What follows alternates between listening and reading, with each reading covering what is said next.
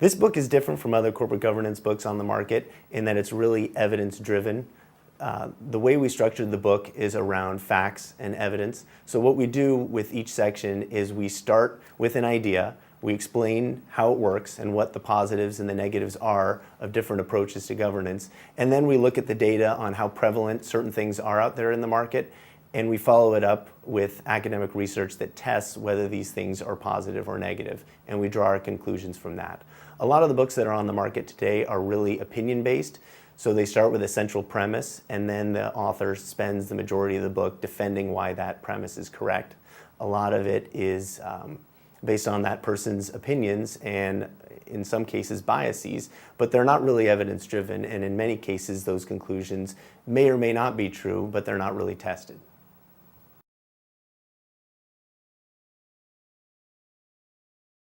I think the most surprising finding from the book is that a lot of the focus is misdirected in governance today. A lot of the attention is placed on features of governance. So for example, what's the structure of the board of directors? How much compensation is paid to CEOs and things like that. And a lot less attention is paid on the factors that really matter. And these are the processes by which the company actually makes decisions. So for example, a lot less attention is paid to the strategy and risk management functions, and those are areas where boards can really stand to improve. Another area where boards can stand to improve is with CEO succession. A lot of CEO succession planning within corporations was shown to be a more check-the-box solution and not really what we expected. We expected that companies would have operational plans in place, things that they could do if the CEO suddenly stepped down and they needed to find somebody right away. And I think going forward, a lot can improve with a new focus on the features and of how governance is run rather than just these superficial factors. I think the most surprising finding of the research is that how little impact the research has actually had on practice. There's tons of academic research across accounting, finance, economics, corporate strategy, and things like that. Lots of careful thought, but I don't think that research has had that much impact in the way people actually think about it. You know, the blue ribbon panels that are filled with clearly well-known people, very smart, very successful. When you read their reports, there's actually not much discussion of the research that either supports or doesn't support some of the findings. So I think one of the things that we hope the book does is provides a synthesis of the research in a digestible form that the press, directors, lawyers, government regulators and the like can actually see that there is a body of work out there that informs. You don't have to do it yourself. It's already being done as part of the scholarship in universities. So we're actually a little surprised how little impact it sort of had in these things. Other kind of more practical things that we found surprising are the inability of boards to actually put in operational succession plans. This is really a key part of risk management. And it's a pretty serious part of what boards do. I mean, ultimately, they evaluate and vet the strategy of the organization. They kind of hire and fire the top management. And so, one of the two issues seems to be lacking a little bit.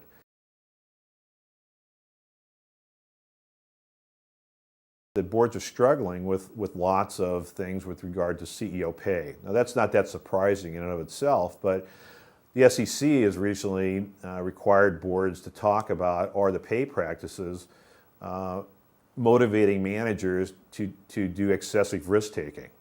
That sounds like something the board ought to evaluate, but I think we don't really know at this point, how do you define excessive risk-taking? What would it look like? And then the issue is, how can you evaluate that? And so we actually have some proposals or, sort of hopefully informed guesses about new ways to think about pay. How much incentive are you really providing? And when are you in a situation where you start worrying about excessive risk-taking? One of the examples that we have in the book has to do with Eli Lilly, and they went through and did a very detailed assessment of excessive risk-taking, and their response was to basically take out lots of the incentive contracts. They got rid of stock options. They capped off bonuses and things like that. Now, That may be fine for Eli Lilly, but you kind of wonder about what happens if a lot of companies did that. I mean, it's the incentives that actually drive the innovation that really motivates people. And I think taking these things out is not necessarily a good result for shareholders. It may mitigate risk, but it may substantially reduce the returns for companies as well.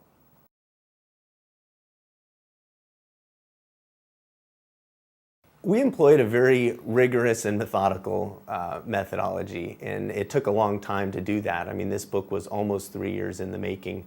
And with each feature in governance, we went through and collected all of the literature, both from academics and professionals. We looked at the data that was available, and we looked through the popular press to find examples of things that companies are specifically doing in these areas. And we also added interviews that we conducted with third-party experts, consultants, lawyers, and practitioners, including directors and executives. And we took all that information and digested it together in a way that we believe gives the most comprehensive look at all areas of governance.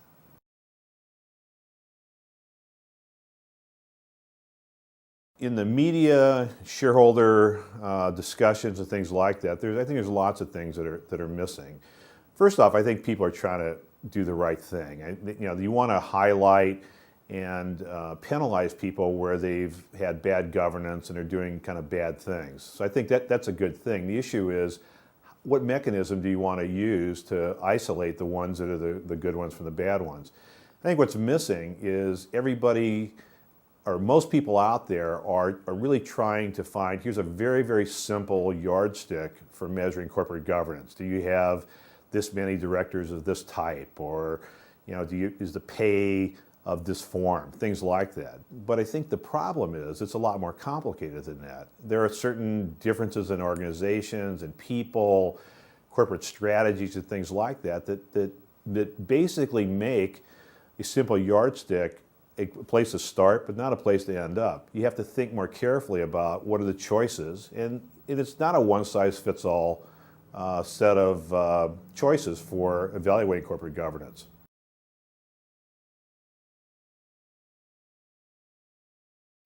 Boards face lots of sensitive issues, and the issues that are really sensitive are vary over time.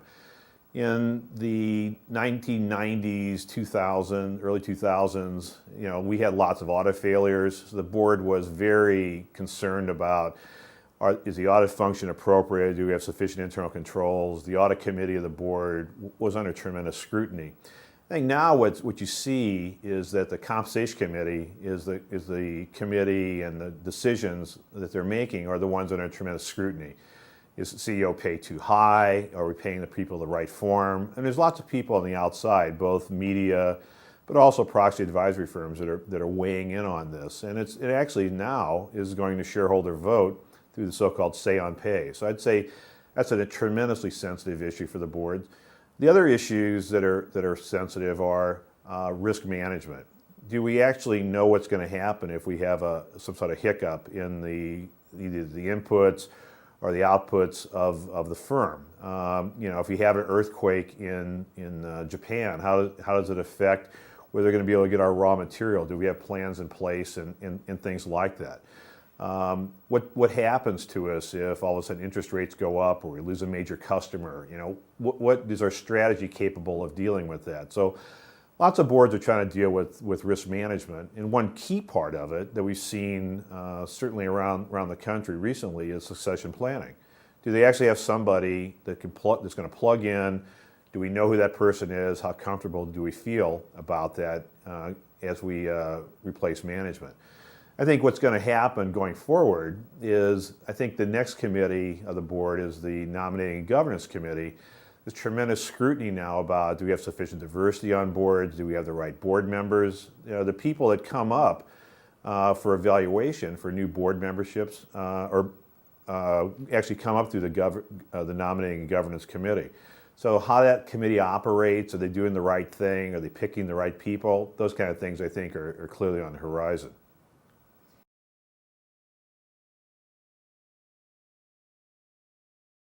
The book has lots of important takeaways. One of them is that I think you want to be very cautious following blue ribbon panel recommendations or things that you read in the press or what are presumed to be best practices. And when we look at these things in the book from a research perspective, a lot of these things just don't hold up.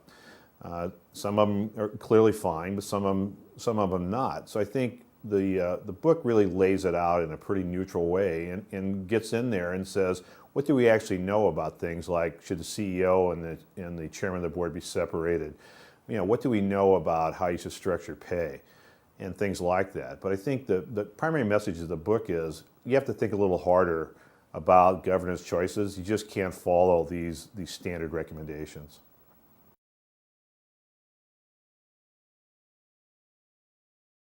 Yeah, in terms of pressing developments, the thing we worry about is, for lack of a better term, the federalization of corporate governance.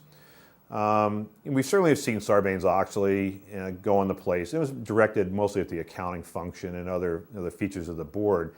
But more recently, the Dodd-Frank bill, which has been passed in some form, although is being litigated, really opens up the board to lots of inquiries that are basically imposed on them by the government. So one of the things is they're opening up proxy access under the rubric of shareholder democracy. So if you're a shareholder, you ought to be able to vote, in America and have some impact on these things with regard to directors that are elected and things like that.